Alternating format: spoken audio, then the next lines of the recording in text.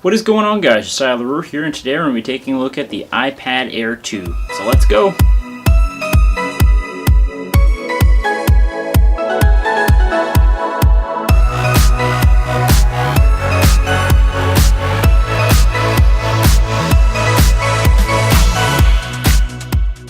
So yeah, today we're going to be taking a look at the iPad Air 2. Now you might be saying, Josiah, that's not an iPad Air.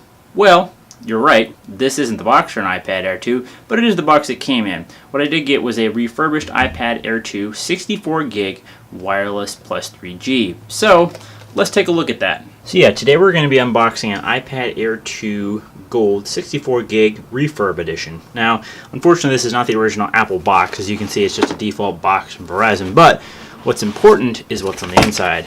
Yeah, there's that iPad Air 2, baby. Let's peel that out of its packaging. Hello. Alright, set that aside for a minute, see what else we have.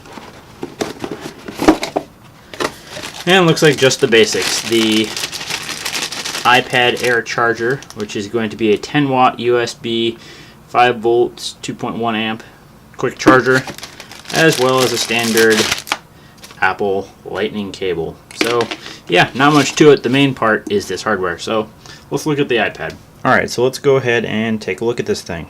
Swipe right to set up. Over.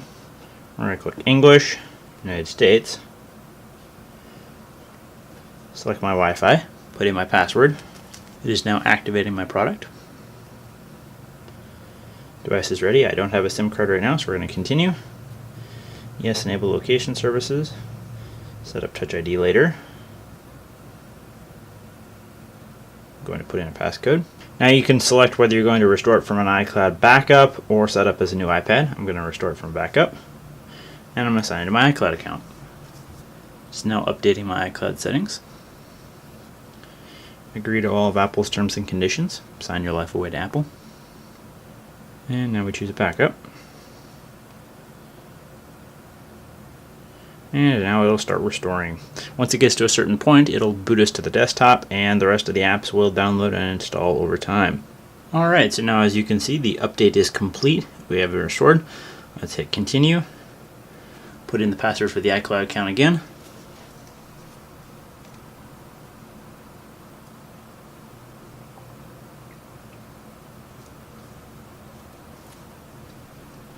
Once again, updating iCloud settings. You can go ahead and set up Apple Pay. Set it up later. I'll approve it from other devices for my iPhone. And welcome to iPad. Let's get started. And there we go, the iPad Air 2, all set up and ready to go. As you can see, it's installing some of my apps. So over here, let's go ahead and go over a physical tour. So on the front, you have the iSight camera, as well as the home button with the Touch ID sensor. That was newly included in the iPad Air 2. Moving along to the left-hand side, you have a microphone, as well as the volume up, volume down, and the SIM slot right there. On the back, you have the cellular tab, so that you can get cellular radio out of the back of this, the HD video camera, and another microphone there, as well as Apple information and the sticker, which I'll be removing. Along the bottom, you have dual speaker grills, as well as the lightning connector. And moving along to this side, nothing. And on the top, you have the headphone jack right there, as well as the power button. So yeah, here's the iPad. This is an actual, genuine iPad, and it is 64 gig wireless plus 3G and 4G. It's got the HASPA, GSM plus CDMA. So this is an international iPad that'll work on all 4 carriers. So that's pretty cool. I picked this up because it was actually a really good price. I got it on Groupon, and I just wanted to do a review. Now that the iPad Air 2 is pretty much like not quite the second tier, it's still the highest of the consumer models of the iPads, but now with the introduction of the iPad Pro Mini, or 9.7 inch, it's a little bit, aged. It is last year's model, but they still are selling them, so this is still the newest iPad Air that you can get. So let's go ahead and take a look at what the iPad Air is and what it can do, some specs, and let's just talk about iPad Air 2. So let's talk specs of the iPad Air 2. Now the model that I got is the Wi-Fi plus cellular version, and I got it in the 64 gig, which is currently still the largest version that Apple sells from the retail store now, but you can get the 128 gig, if you get a refurb model or if you can find them online somewhere. So I got the mid-tier version in size of storage. This is actually the largest iOS device with the largest amount of storage that I've ever gotten. So that's interesting, but with the iPad you definitely are working with a lot more content, and thus you're using up a lot more space physically. So 64 gig is probably the minimum I'd ever recommend for getting on an iPad.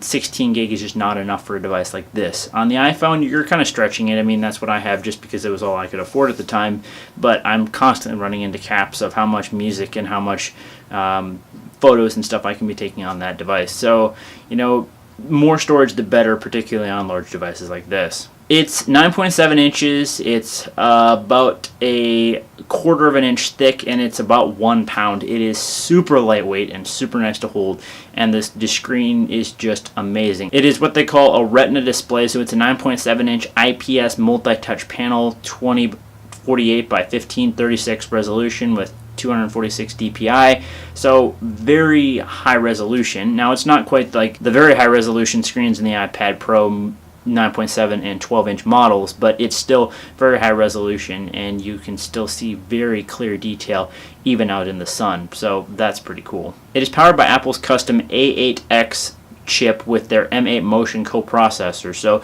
between the two of those you have great graphics, great motion capability, and overall great rendering. Last year it was the fastest iPad until the iPad Pro was released out there, and it was able to do a lot of video and computations very quickly, so Apple's technology continues to improve, and it's actually quite impressive. It has an 8 megapixel iSight rear camera which has autofocus. It can do 1080p video at 30 frames per second or slow-mo at 120 frames per second, so you can get some decently good footage out of it. It also has a 1.2 front-facing FaceTime camera, as they call it, which is great for taking them good selfies or video chatting. Now this is the Wi-Fi plus cellular model, so it has a lot of connections. It has Wi-Fi 802.11 AC with dual band 2.4 and 5 gigahertz HT80 MIMO.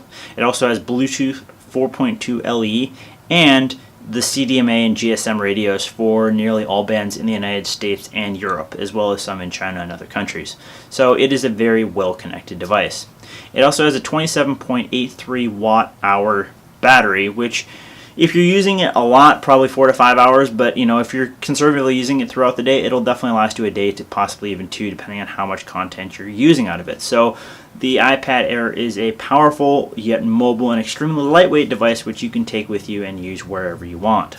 Some other sensors that they added to it was Touch ID. You can now unlock your device with your thumbprint, as well as Apple Pay. You can now pay for things with your iPad. Now that's a little bit cumbersome when I have my watch and my iPhone, but now I can Apple Pay through all 3 devices, which is pretty neat. So this is the iPad Air 2, and I must say I'm pretty impressed. It is very lightweight, it's fast. I've been using it for the past day or two, and I really do enjoy using it. Now one cool thing is if you put it in a case like this. Now this is not Apple's smart case, but it does have the same features. It allows you to not only protect your device, but also lock it. So there's a strip of magnets embedded in here, and as soon as they make contact with the sensors underneath the display, it automatically locks. So, as you can see, it's locked. But when you close it, it automatically shuts the screen off and gives you that nice protection. Also, you can unfold it, and using this design, magnets automatically make a nice little stand. So you can set your iPad like this and watch things in landscape mode. So another cool thing to add from any one of these cases. This is just a generic Squeezy case. You can buy these on Amazon. Links in the description down below. So if you don't want to spend an arm and a leg on Apple's cases and still want to have some nice folio looking, fake leather for a nice case, check out Squeezy. So let's talk about what is on my iPad. Well, 2 things that I absolutely recommend for an iPad. Something like a case like this. I'm probably going to stick with this. I don't know if I need a life proof because I'm probably not going to be taking my iPad in the same locations that I'm going to be taking my iPhone. I might get that in the future, but for now I'll just use one of these smart folio cases. But a product that I cannot recommend enough, I've done a review I believe in some of the other videos on this, but Zag screen protection. That is the first thing that ever goes on any of my smart devices, and it is an absolute lifesaver. I can't tell you the number of times I've dropped or scratch something across the screen of multiple of my displays, and Zag protects it every single time.